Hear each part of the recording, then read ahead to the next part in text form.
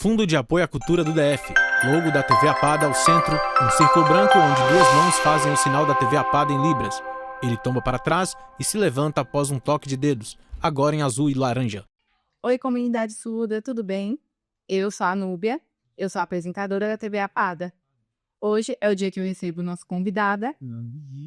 Ela é artista e pessoa com deficiência. O nome dela é Lua. Você tem sinal? Sim, esse é meu sinal. Legal, né? A gente vai aproveitar para bater um papo com a experiência no trabalho dela. Ela é artista. Seja bem-vinda à TV Apada. Muito obrigada. Então, qual a sua principal área de trabalho na sua profissão? Qual a principal área que você trabalha? Bom, muito obrigada pelo convite. Eu sou Lua, eu sou arte educadora, e aí eu sou também artista e também educadora. Eu trabalho em museus, né, coordenadora de museus, mas também tenho trabalho autoral de artes. E também gosto de misturar um pouco as coisas. Gosto de...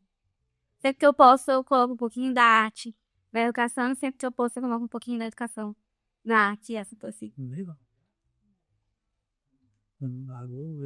Muito legal. Então, como é que é a sua relação com o seu trabalho, pensando questões políticas, pedagógicas e culturais? Bom, eu sou uma pessoa com deficiência, tenho uma deficiência física, e aí quero que meu corpo é um corpo político. E, à medida que sou uma pessoa com deficiência, sou um corpo político, e estou inserindo em espaços educativos, entendo também que meu corpo é um corpo pedagógico, porque eu não tenho as tarefas diárias da vida de profissão, né, de educadora, enfim, mas as pessoas têm muito pouco costume com corpos com deficiência.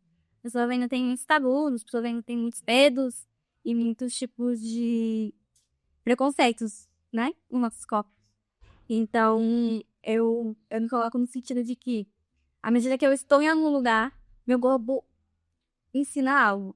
Não nesse lugar professoral, de eu não fico discursando sobre a minha deficiência, enfim. Mas o fato de eu conseguir, né, de eu ter uma força política, inclusive, pra sair de casa, pra inventar transportes públicos, inventar lugares de trabalho, inventar lugares de ocupação com o público muito presente, o meu corpo diz muita coisa. Tipo, um corpo com deficiência é um corpo político e coletivo. Eu represento muita gente ao estar num lugar, a sair de casa. Eu represento muita gente ao estar na frente de um grupo escolar, por exemplo, fazendo uma visita no museu. Eu represento muita gente ao colocar meu corpo em quadro na câmera, né? Eu represento muita gente ao falar sobre deficiência e eu me colocar no mundo. Por que isso? Porque existem muitos preconceitos que ele tinha e enfrenta. Então, para ele sair e estar no mundo é um ato político, pedagógico, porque meu corpo ensina que ele pode estar. E é em si.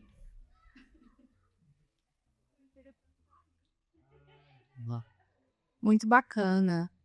Eu queria saber qual as exposições que vocês participaram, qual ano foi e onde elas foram apresentadas.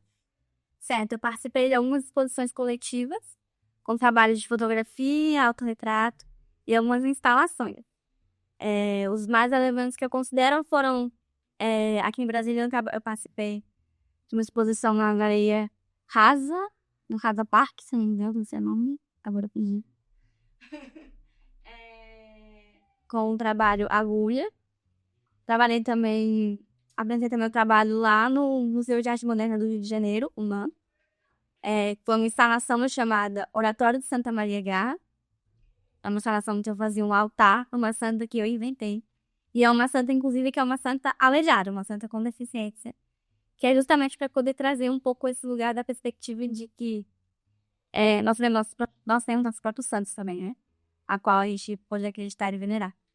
E agora eu estou com um trabalho na Bienal das Amazônias, lá no Pará, chamado Amuletos, que são duas muletas, né, de andar, enfeitadas com fitas que se relacionam com as lanças de caboclos de lança do maracatu rural.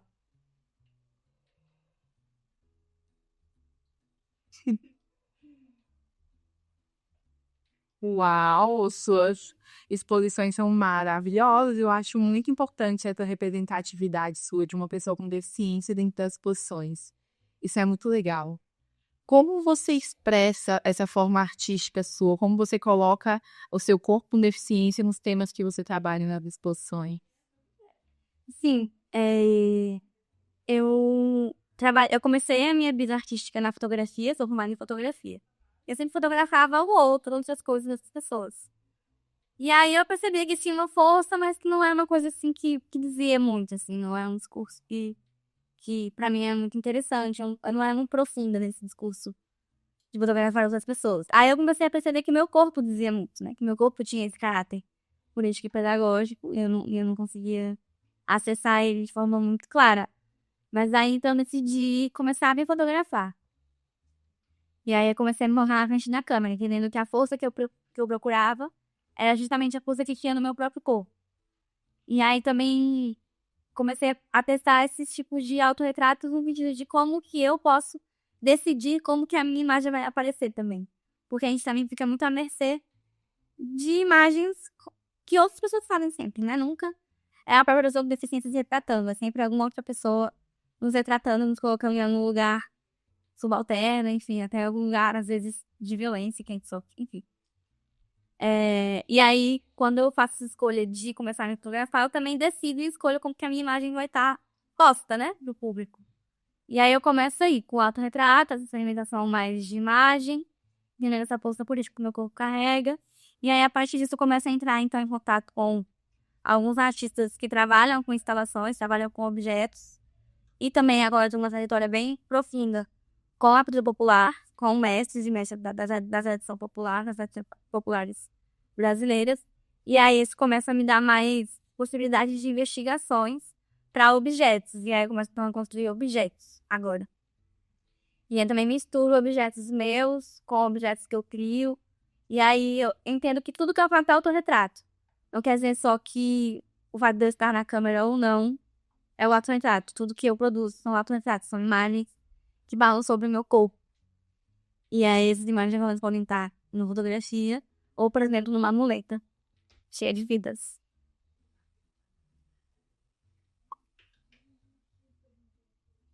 Incrível.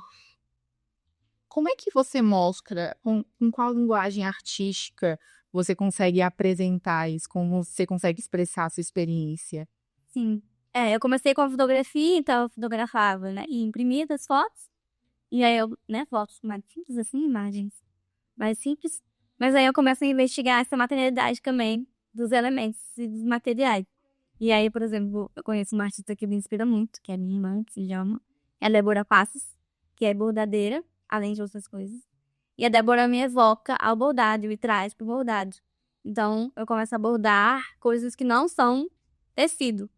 E aí eu comecei a experimentar bordado em telas, bordado em plástico, bordado em elementos, né, duros, assim. E aí eu vou começando, então, a brincar com esse tipo de bordado, como se fosse uma evocação de uma cirurgia no meu próprio corpo, assim.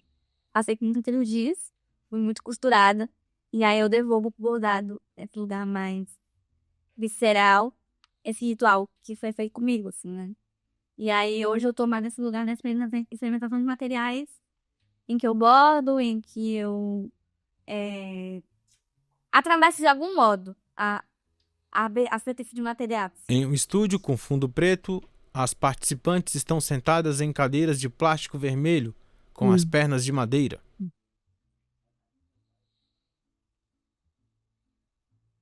Como você apresenta suas obras de arte, pensando o seu corpo, como você posiciona, como é o posicionamento do seu corpo nessa sociedade, quando a gente pensa dentro dessa sociedade tão excludente? Porque a gente pensar acessibilidade entre pessoas excludentes, preconceituosas, qual é a relação da sua arte e do seu corpo com isso? Sim. Eu procuro sempre em primeiro lugar,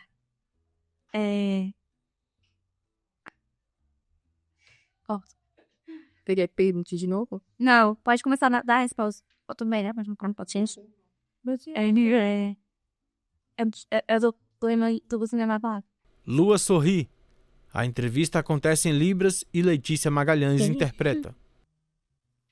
Não, tá. Vai. Eu procuro sempre me juntar com pessoas que têm perspectivas políticas que se parecem com as minhas, né? Então, já começa daí. Tem uma seleção muito grande de quase os lugares que eu vou permear a minha arte, né? Quase os lugares que eu vou estar junto fazendo arte. Então, já começa daí. Que eu tenho posições políticas muito definidas e estabelecidas. Então, eu seleciono muito bem onde eu vou circular. E aí eu circulo, então, em lugares que eu acredito também nas mesmas ideias que as pessoas, né, estão colocando pra fora, assim. Então, já tem esse recorte inicial.